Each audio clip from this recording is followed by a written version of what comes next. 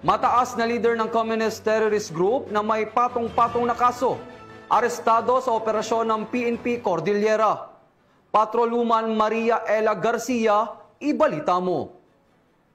Matagumpay na aresto ng Police Regional Office Cordillera, katuwang iba't ibang unit ng kapulisan at militar ang isang mataas na ranggong personalidad ng Communist Terrorist Group na may patong na 2.2 milyon sa kanyang ulo sa isinagawang operasyon sa Baguio City. Nito lamang ika-30 ng Oktubre taong kasalukuyan.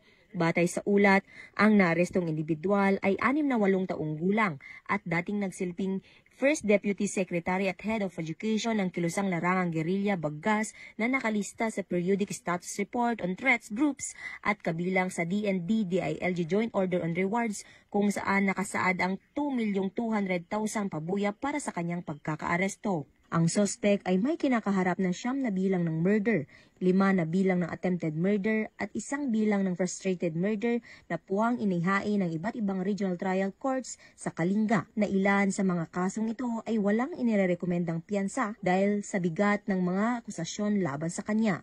Matapos basahan ng kanyang mga karapatan sa salitang kanyang naiintindihan, dinala ang akusado sa tanggapan ng pulisya para sa tamang dokumentasyon at wastong disposisyon bago i-turn over sa kinaukulang hukuman. Ang matagumpay na operasyon ay patunay ng walang humpay na dedikasyon ng PROCAR at mga katuwang nitong ahensya ng pamahalaan at militar sa pagpuksa sa terorismo at pagtiyak ng kapayapaan at kaayusan sa buong rehiyon ng Cordillera. Mula dito sa rehiyon Cordillera, ako po ang inyong PNN correspondent, Patrolwoman Maria Ela Garcia, alagad ng batas, tagataguyod ng Balitang Pulis.